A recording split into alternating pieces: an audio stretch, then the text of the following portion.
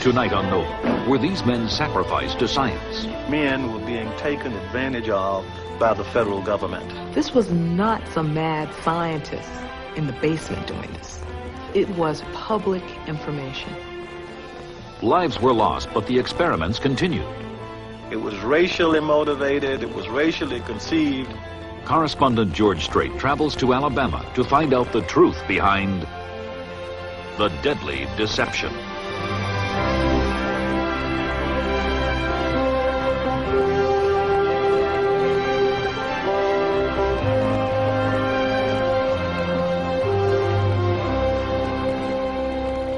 Funding for NOVA is provided by Lockheed, America's aerospace company, supporting math, science, and engineering education for national technology leadership. And Johnson & Johnson, the signature recognized around the world for commitment to quality healthcare products for the entire family. Major funding for NOVA is provided by the Corporation for Public Broadcasting and by the financial support of viewers like you.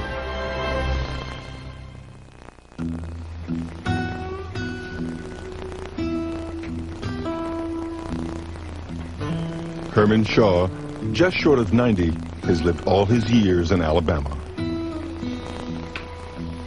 Today is a momentous one for Shaw. And for his friend and neighbor, Charles Pollard.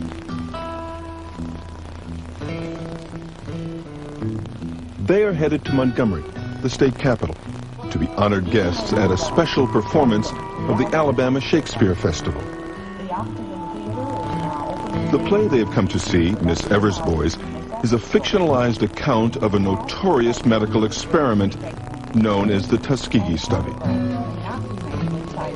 In this experiment, government doctors promised black men in Alabama free treatment for syphilis, a disease sometimes called bad blood. The United States government I'm talking about now, in Washington, is sending down the best medicine to treat anybody in this county who needs it, even if you're poor. If you got bad blood, you're going to get a chance to be treated. Now, that's something. That's what I drove here to tell y'all. How come they never interested before? Well, they're interested now. In fact, the government doctors withheld treatment. They were interested in studying syphilis, not in curing it. I don't think I got bad blood. Herman Shaw and Carter Howard, Price Johnson and Charles Pollard are survivors of the experiment. But hundreds of lives were gambled, and dozens of lives were lost. In many ways, these men's lives didn't count. These were poor black sharecroppers in Macon County, Alabama. And they were in many ways expendable. The Tuskegee study has been grossly misunderstood and misrepresented this way. And the fact was that it was concern for the black community trying to set the stage for the best public health approach possible and best therapy that led to the study being carried out.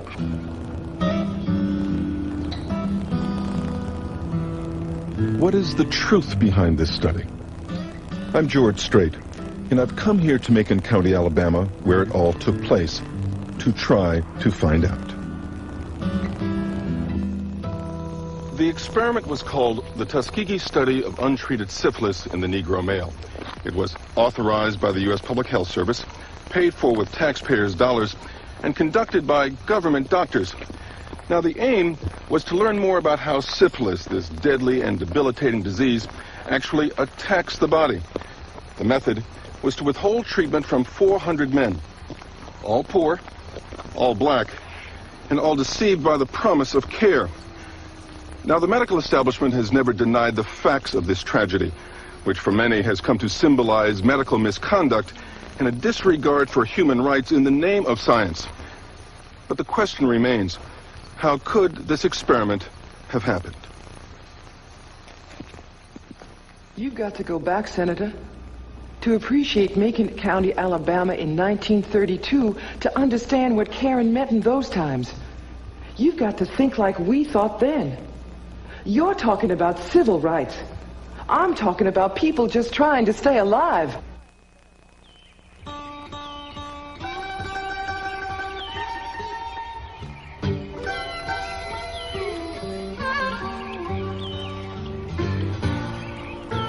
Macon County, Alabama sits in the heart of the Deep South, and in many ways this is still the Old South.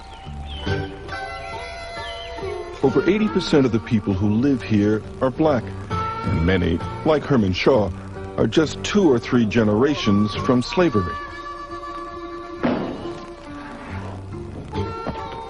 When Shaw was a young man in the 1920s, most black men and women worked the unforgiving fields of Alabama as sharecroppers or tenant farmers for white landowners. Joe. Come on. Come on, boy. Come on. That's a man. Okay, good boy. Then, as now, this was a poor county in one of the poorest states in the nation. And as in all poor places, the people here were oppressed by the ravages of ill health. Macon County was a poor county. There were people there who were sharecroppers, and they could not afford health care. So that you had high incidences of infant mortality, you had high incidences of syphilis, you had high incidences of other diseases. So it was not a very healthy county. But there was mounting attention to the health needs here. You see a lot of public health writing at the turn of the century talking about germs know no color line. So that you had to take care of the health needs of black people or they were going to infect white people. And while there were many health problems facing the citizens of Macon County, in the 1920s and 30s, here and throughout the nation, it was syphilis that aroused people's fears. It would have been enormously frightening to have the diagnosis of syphilis for really 2 reasons. One, because of the many symptoms and terrifying consequences that syphilis truly does have. And secondly, because there had been so much attention to syphilis and the creation of what people called syphilophobia. People thought it was everywhere, and people were horrified to learn that they might be infected, and it was so highly stigmatized because of its association with illicit sexual behavior.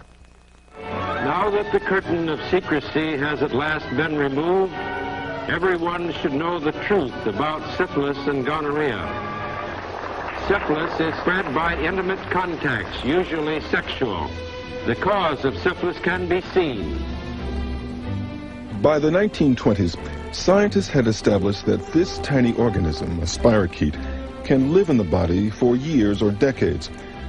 They knew that syphilis could cause a life sentence of illness, blindness, dementia, heart disease, crippling arthritis, and often premature death. But there were treatments. Toxic arsenic, mercury, and bismuth compounds injected over more than a year would attack the spirochetes. In most cases, the treatments would render the disease non-infectious and prevent its worst damage. With widespread knowledge and with these weapons, America can conquer syphilis in 1 generation.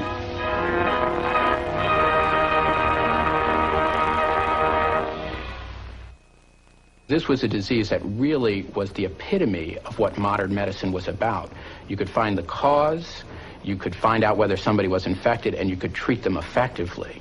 So this created enormous attention to syphilis in the 1920s and the 1930s because public health officials said, here's a disease that we can really effectively address. The U.S. Public Health Service was run by idealistic physician scientists. They were eager to use the combined weapons of germ theory, sanitation, basic research, and public education to fight and conquer disease. Syphilis, with more than 300,000 new cases every year, was an early target. As part of this campaign, the Public Health Service launched 6 pilot projects in the South in predominantly poor black communities. These efforts were partially supported by state and philanthropic funds. One project was in Macon County, Alabama. In 1930, government doctors arrived with high hopes and an ambitious plan to diagnose and treat as many as 10,000 people. Effective therapy would require an arduous and sometimes painful course of treatment with toxic compounds administered over a year and a half. Initial blood testing revealed an epidemic rate of syphilis in Macon County. 35% of the black men and women here were infected. But the Public Health Service had underestimated the costs of providing treatment to so many. And they hadn't counted on the Great Depression lasting so long. By the end of 1931, there was not enough money to continue the program. Of the thousands infected, the Public Health Service had treated only 1,400. And of these, many did not receive the full course of therapy. The government doctors pulled out, leaving the men and women here to the mercy of the disease. But this was not to be the end of the Macon County Syphilis Project.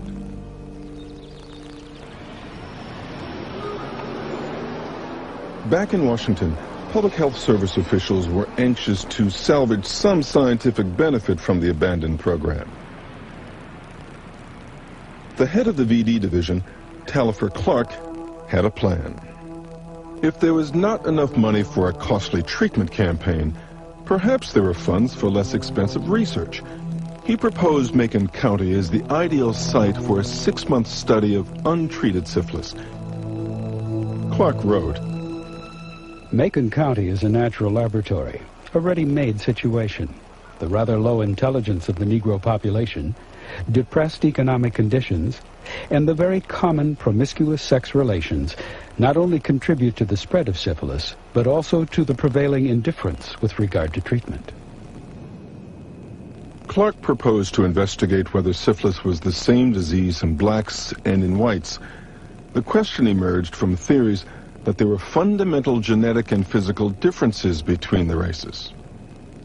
When you look at many of the medical writings at the turn of the century, especially those of white physicians and nurses and public health experts, the focus is on genetics, that somehow that black people were inherently syphilitic, that black people were inherently tuberculous, that black people had smaller brains, and because they had smaller brains, they couldn't control their lust. They were immoral. There was also a widely held belief that syphilis in blacks was not a deadly disease.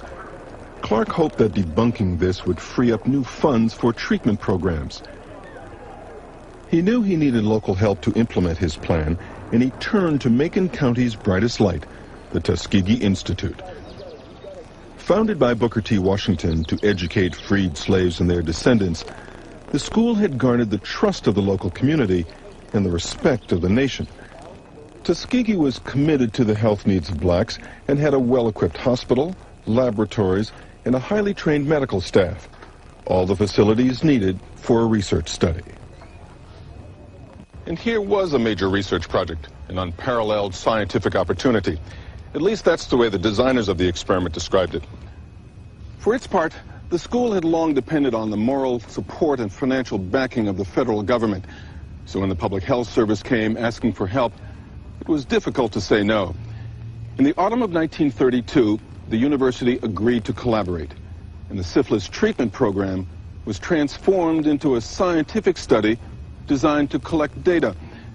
And the men of Macon County were changed unwittingly from patients to experimental subjects. No voice was raised in protest. No questions asked about the welfare or the rights of the men. For the greater part of the 20th century, we assumed that what physicians and scientists were doing was morally responsible and conscientious, and we didn't really ask about it.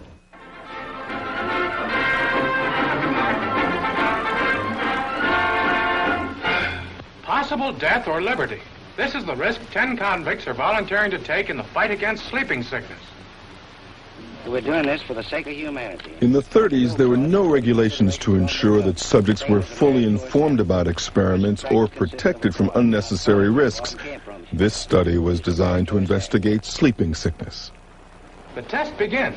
In glass tubes with gauze at the ends are mosquitoes which were fed on victims of the St. Louis epidemic. Will their bite affect these men? That is science's question. Can you feel a mosquito biting? Yes, ma'am.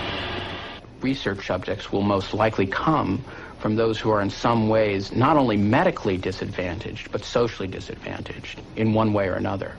And therefore, the burden of human experimentation historically has often rested on those who are in some manner least able to protect themselves from this kind of investigation. In the Macon County experiment, the subjects were found through the two institutions they trusted most, church and school. Herman Shaw heard about a chance to become a special government patient. The way I heard about it was through a rumor that the people, it came out of Macon County, and people said that you could get free medicine for yourself and things of that kind. And they would have a meeting at Simmons Chapel at a certain date. And those of us who were eligible, was of a certain age, well then it had to be a certain age to be eligible to participate in this meeting. Therefore, I went.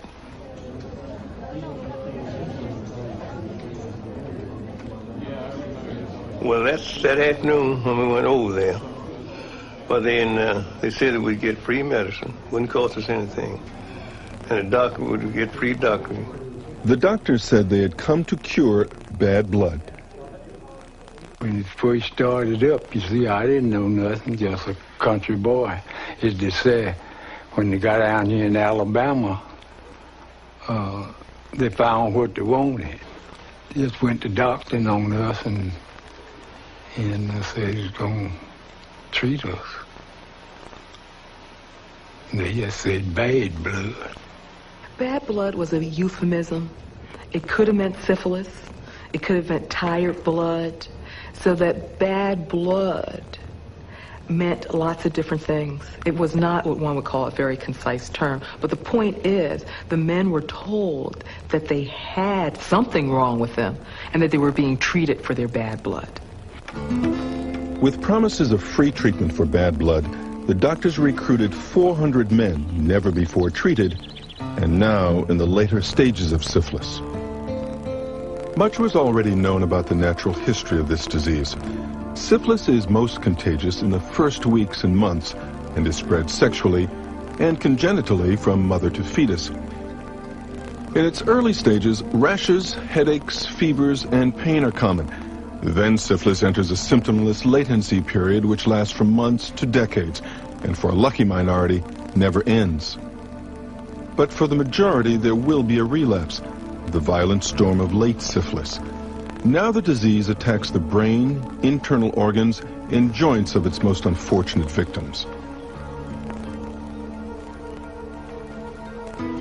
As the Tuskegee study began, the government doctors cataloged the effects of latent and late syphilis. They conducted blood tests, detailed physical exams, and x-rays. And there was one more test they wanted, a purely diagnostic spinal tap to determine the prevalence of neurological syphilis. I'm going to locate that spot between the vertebrae in your lower back and make a small needle puncture there to withdraw some fluid. Not much to it, really. Good. Bend your head over. Further. Further, I said. Good. Good. Now, you're going to have to sit very still. Nurse Evers will help you. Especially once that needle is inside your spinal canal. Don't move, or that needle might injure the nerves in your legs. To my legs? That's right. That's why we don't want you to move. Don't worry, I'm not moving. All right. Here we go.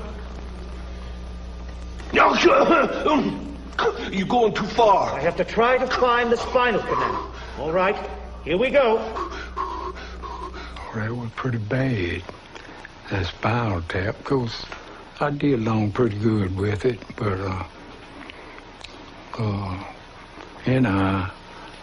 I stayed in the bed a week or two. This letter, sent to each man before his spinal tap, claimed it was a very special free treatment. Some time ago, you were given a thorough examination. And since that time, we hope you have gotten a great deal of treatment for bad blood. You will now be given your last chance to get a second examination. This examination is a very special one, and after it is finished, you will be given a special treatment if it is believed you are in a condition to stand it.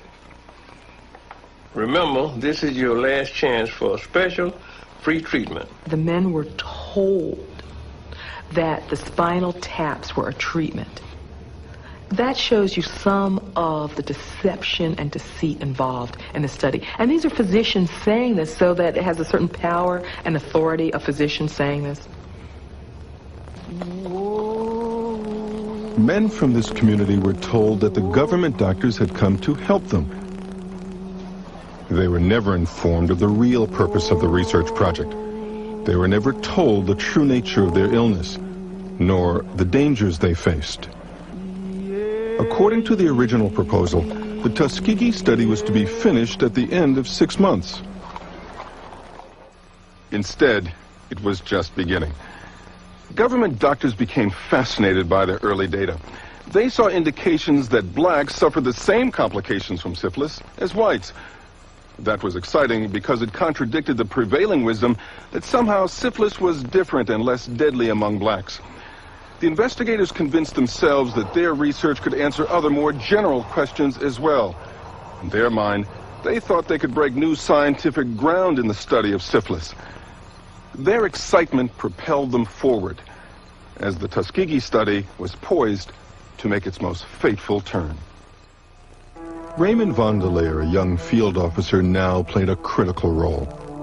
Particularly enthralled by the science and blatantly unconcerned for the welfare of the men, he pushed to extend this study into a long-term, open-ended research project. Soon, Vandeleer was promoted to the head of the VD division and had the power himself to implement his plan. Now, preparing for the long-term study, the Public Health Service hired a Tuskegee nurse, Eunice Rivers, the inspiration for Miss Evers in the play. Rivers was to become the main liaison between Macon County and Washington, driving the back roads of rural Alabama to monitor the subjects and tend to their minor complaints. She traveled to country fairs and churches and schools to maintain contact with the men and their families. She also helped to recruit a group of controls, 200 men free of the disease. But Rivers' main responsibility was to gather the study participants for the now annual roundups when the government doctors came to town. On each subject, they performed physicals and blood tests, and to maintain the appearance of treatment, the doctors gave the men placebos, vitamins, aspirins, and tonics, all useless against syphilis. We got 3 different types of medicine. We got a little round pill, and sometimes they give us a capsule, and then they would give us a little vial of liquid medicine. Everybody got the same thing. These were men who weren't going to question the system, who weren't going to question the government doctors, who weren't going to be out there picketing and writing and protesting about it. These were men in Macon County, Alabama.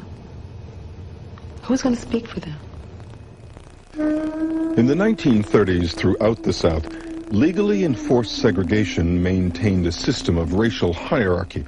Black people were expected to live in deference to white authority.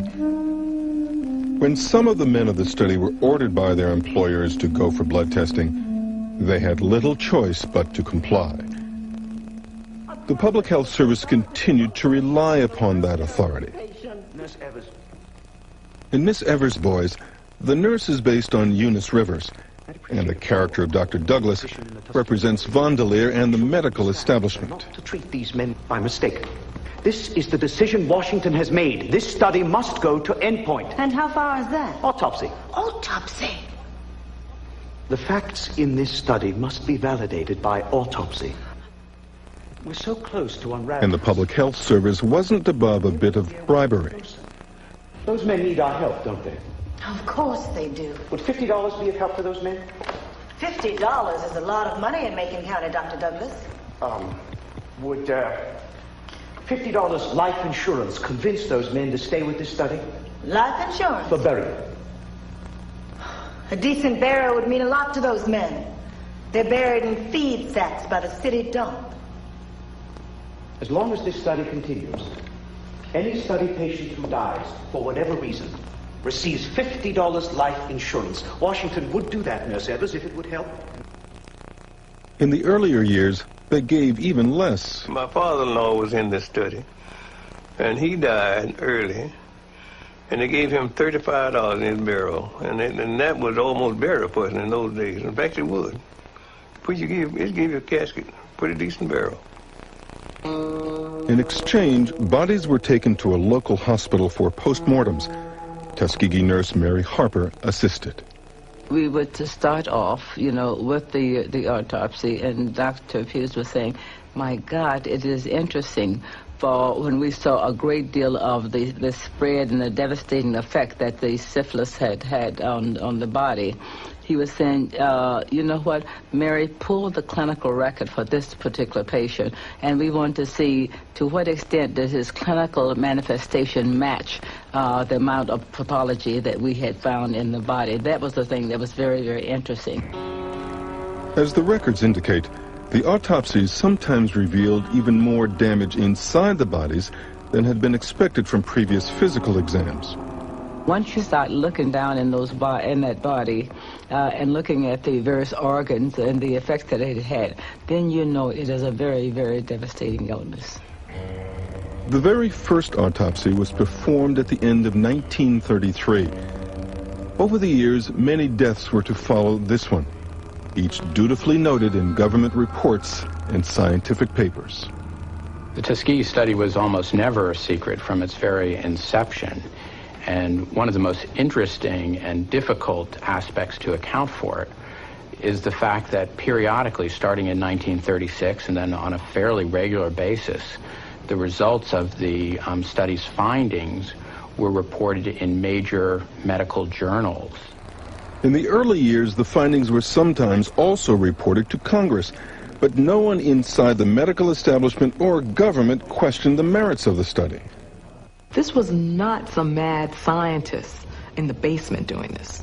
That it was public information. And I think people did not raise issues about it because they didn't see anything wrong with it. The medical profession did not see anything wrong with it. The first article was published in 1936 in the Journal of the American Medical Association.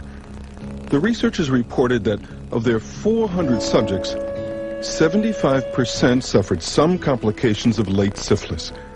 Half showed cardiovascular damage, and a third had neurological symptoms. The scientists continued to find the data intriguing, and they watched and waited to see what would happen next to the men of the study.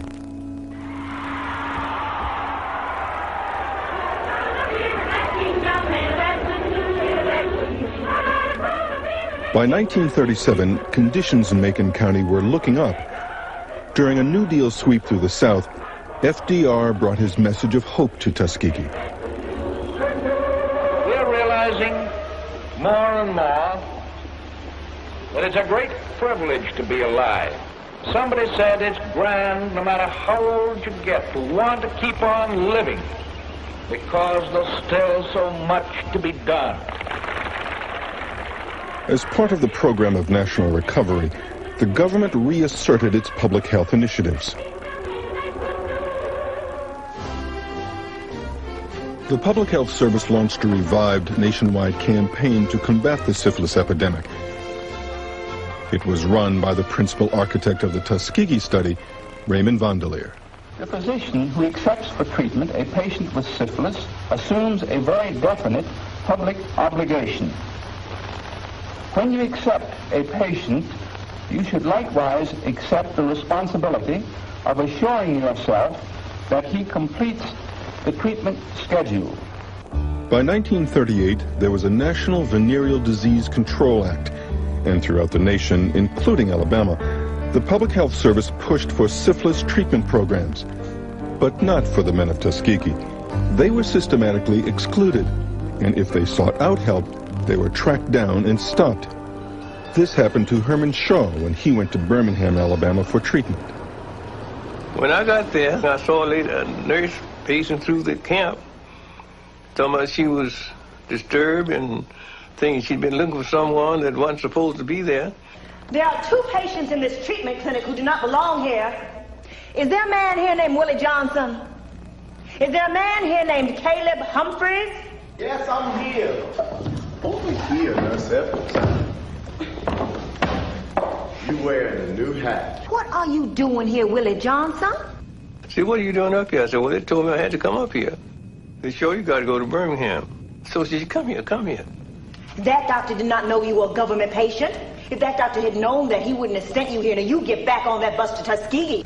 And they gave me breakfast and put me on the bus and sent me back to town. I said, you didn't supposed to be here. I said, you're in the Macon County Clinic. One of the remarkable aspects of the study was the lengths to which the Public Health Service went to ensure that the men never received treatment. And when some of the men, by their own design, were able to obtain treatment, this was perceived by the researchers as abrogating the study. The world was changing, spurred on by the Second World War. But single-mindedly, the researchers ignored or circumvented each change that threatened their study. After 1941, millions of Americans were swept into the armed forces. All of them were tested for disease, and those infected with syphilis were ordered to treatment. But in Tuskegee, the scientists running the study appealed to the draft board to exclude their subjects from military service, so their syphilis would remain untreated. Study subject Charles Pollard, however, was inducted into another type of service. When the U.S. government asked him to appear in this film to promote black support for the war effort, he agreed. Pollard and his wife played the proud parents of an Army pilot, a member of the famed Tuskegee Airmen.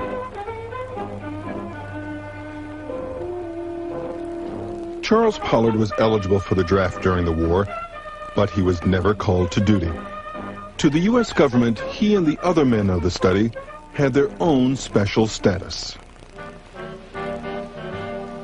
As the war raised the stakes, the Public Health Service escalated its campaign to rouse the national will against syphilis.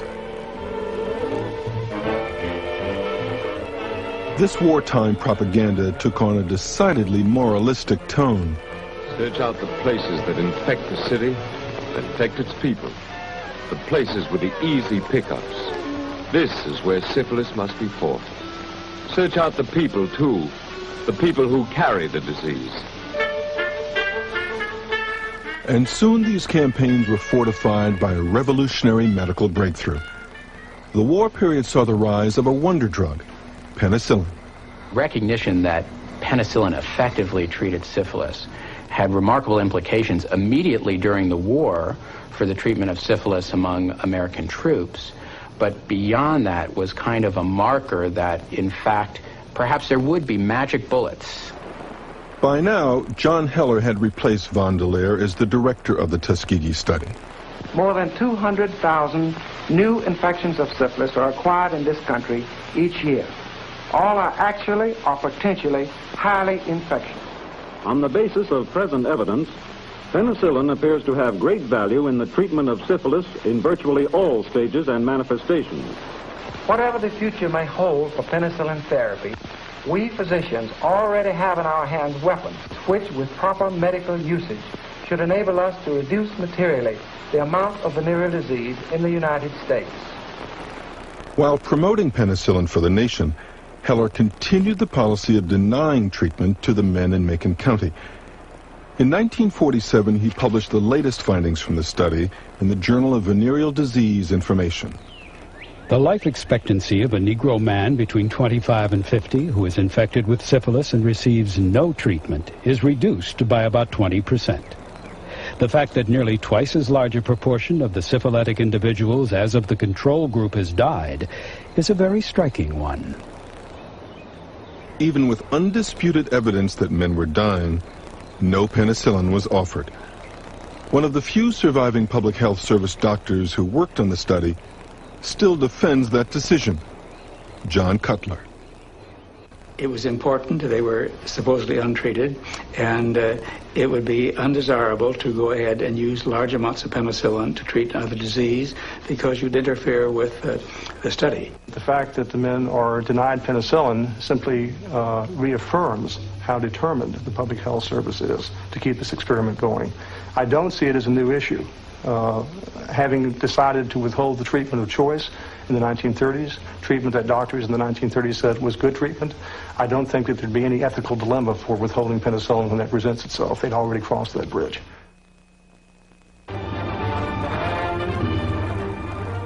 If the ethics of the study had ever been unclear, the events of 1947 should have brought them into sharp focus.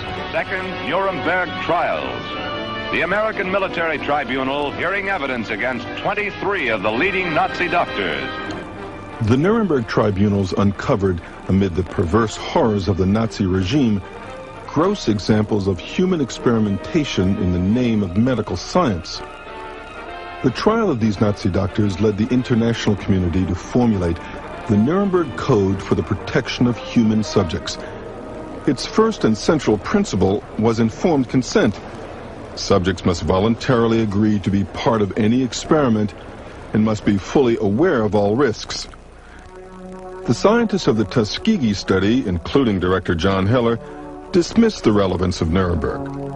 I asked him specifically about Nuremberg and whether that gave him any pause. And he said absolutely not.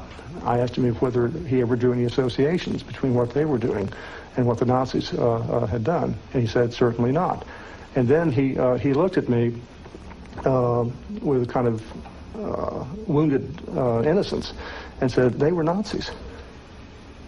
The Nazi concentration camp experiments, because of their fiendish nature, were seen as an aberration, as something that could not happen anywhere else in the civilized world, and therefore it was relegated into a special category. But there were important lessons to be learned from Nuremberg, and those lessons were not learned. And so the government doctors and Nurse Rivers continued their roadside roundups to observe but not treat the ever fewer survivors. Despite the many changes around them, the national campaign to treat syphilis, the advent of penicillin, the horrors exposed at Nuremberg, the researchers pushed on, undeterred. And soon there was yet another development to ignore.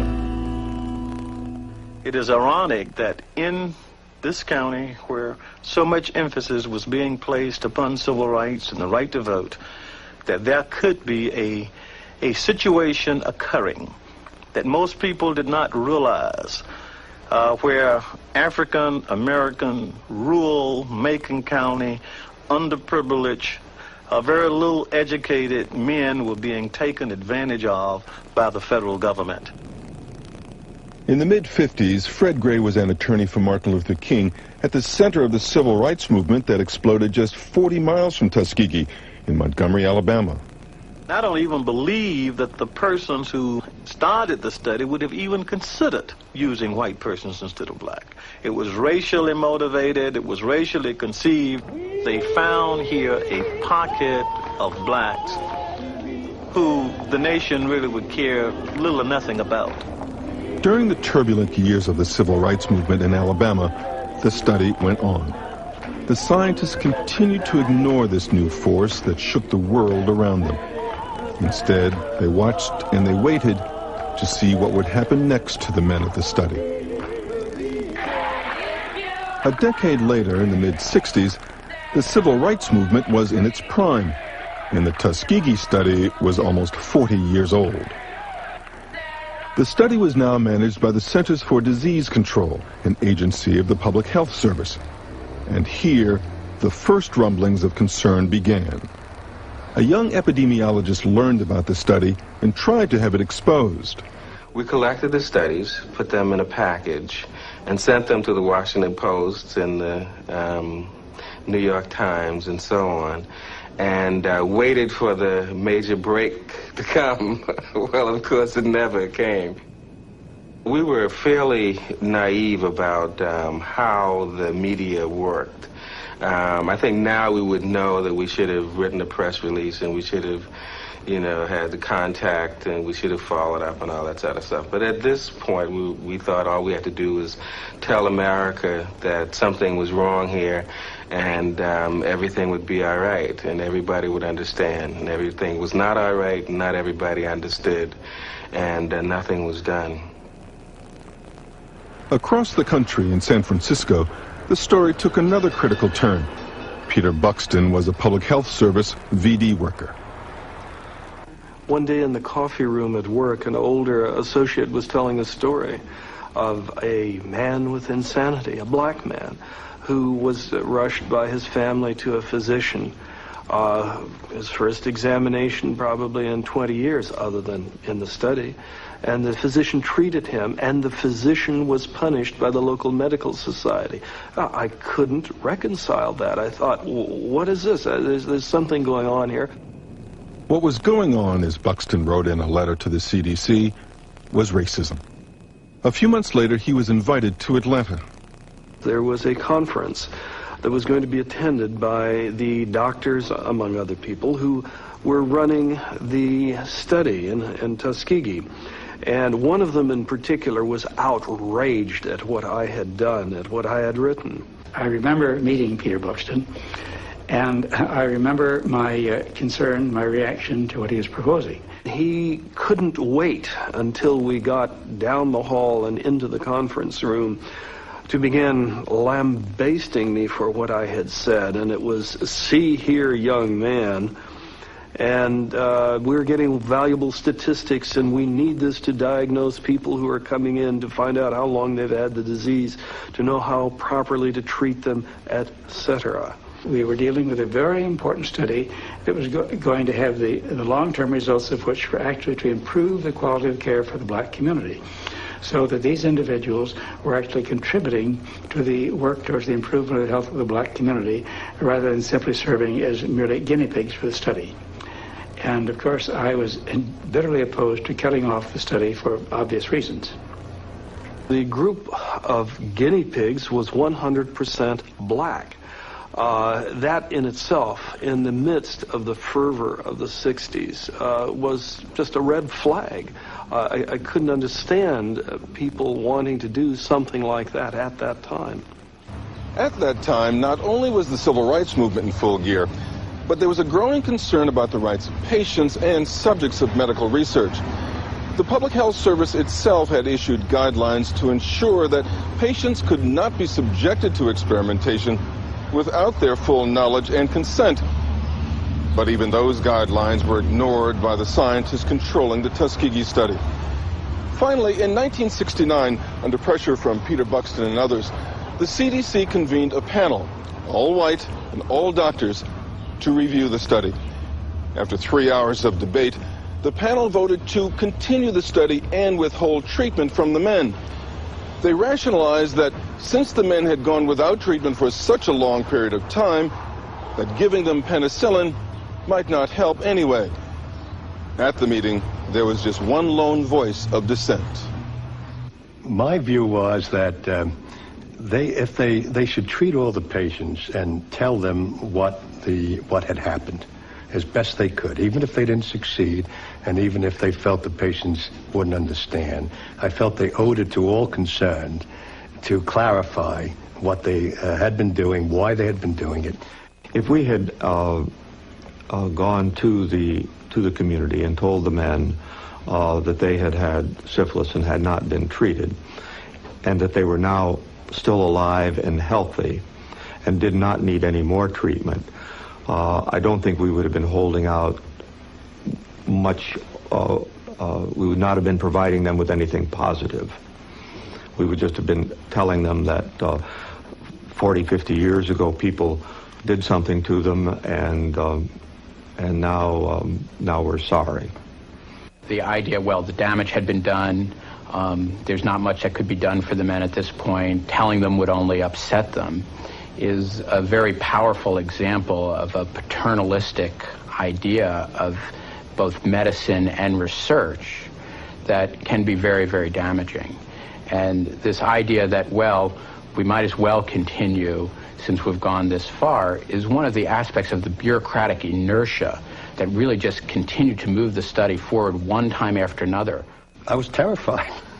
I felt that they were in big trouble and that they were going to create a great stir and that they would be publicized to the great disadvantage of the public health service. In 1972, Peter Buxton gave his files to a reporter for the Associated Press. The Washington Star broke the story in July. Within weeks, the government launched an official investigation. In October of 1972, 40 years after it began and after at least 28 deaths, the Tuskegee study was officially halted. Well, after I found out all about it, it did make me, you know, I might have said some curse words out by myself, but I ought to have been ashamed of myself. I wouldn't have did them like that. That's what the newspaper article was saying, Willie.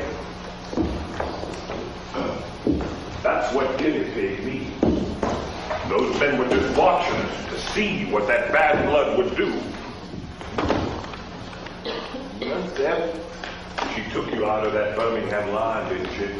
That penicillin could have saved Ben. Hardman made you a dancing man. I gotta find that paper. I gotta find it and give it to my lawyer. And he handed me the newspaper and he said, I'm Charlie Pollard in this paper.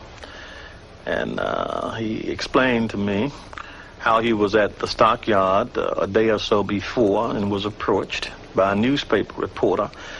And he discovered as a result of that conversation that he was a part of what has become known as the Tuskegee syphilis study, and he wanted to know whether or not I could do something for him about it. On behalf of the survivors and families of the deceased, Gray filed a lawsuit against the Public Health Service and other agencies of the U.S. government. In an out-of-court settlement, each subject received less than $38,000, a fraction of what Gray initially sought for the violation of their rights. They had an absolute right to know, one, that it was a study, two, that they were not being treated for their ailment, three, they needed to know and had a right to know what was wrong with them. And they should have been the persons who would have given their consent, or at least exercise a choice as to whether or not they would want to or not want to be involved in the study.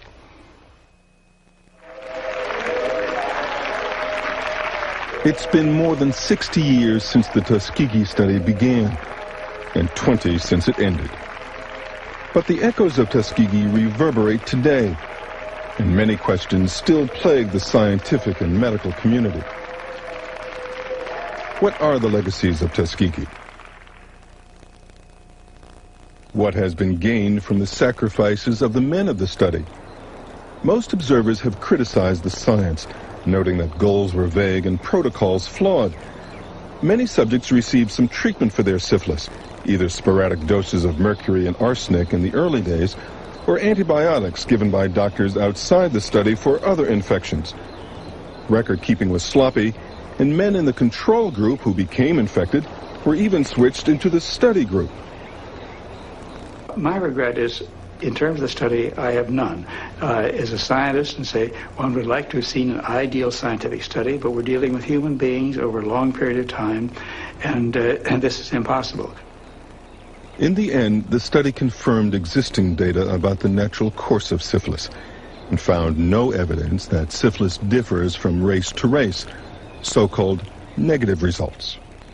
We hadn't really proven any points. If you look at the medical literature as an index of what we've learned, there were 25, 30 papers in the medical literature, most of them reporting negative results.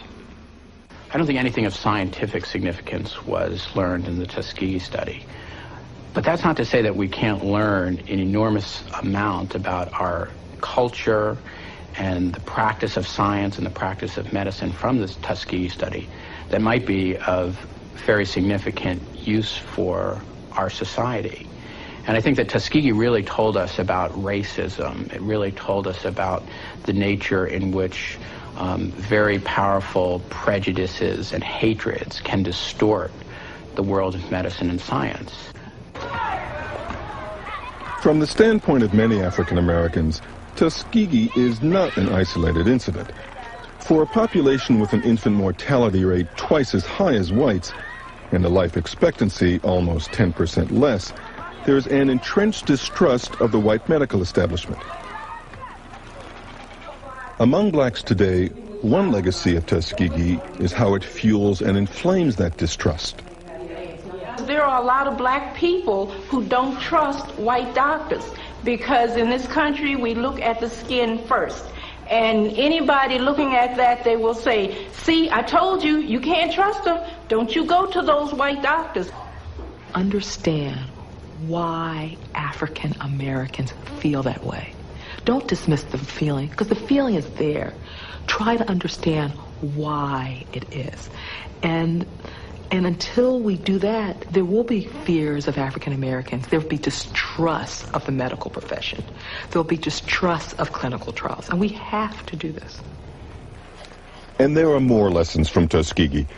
This and other abuses prompted greater protection for experimental subjects. And today, informed consent is required for all research. But Jay Katz investigates cases where that principle is still violated. Important abuses still occur, and these revolve around the fact that the subjects of research are not fully appraised of the nature of their participation. The lessons of Auschwitz and Tuskegee are these, that we should be very, very careful about abrogating the rights of individual human beings, individual subjects of research for any purpose, including for the noble purpose of advancing science. First, do no harm. That is the first, the law.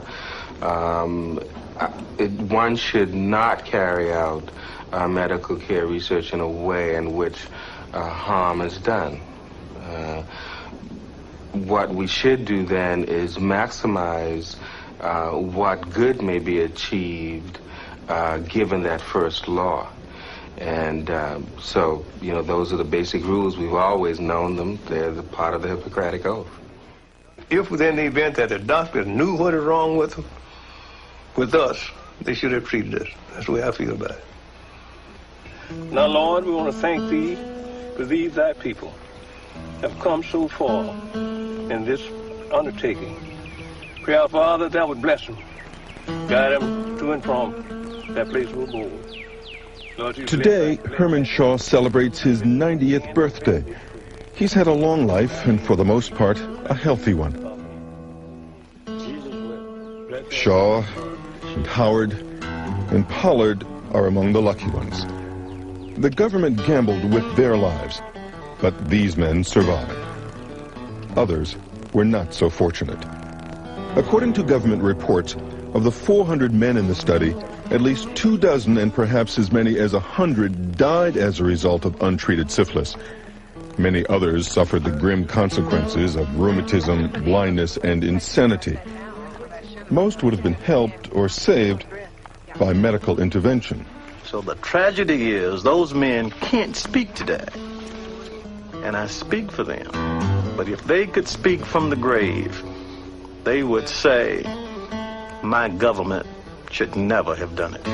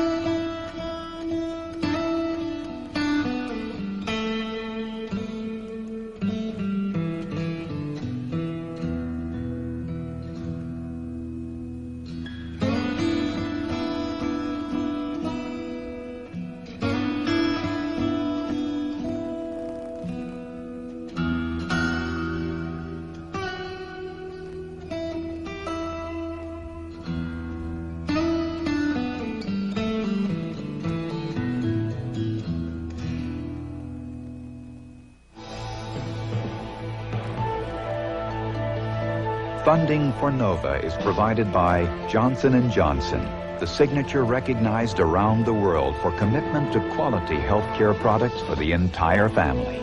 And Lockheed, America's aerospace company, supporting math, science, and engineering education for national technology leadership. Major funding for NOVA is provided by the Corporation for Public Broadcasting and by the financial support of viewers like you.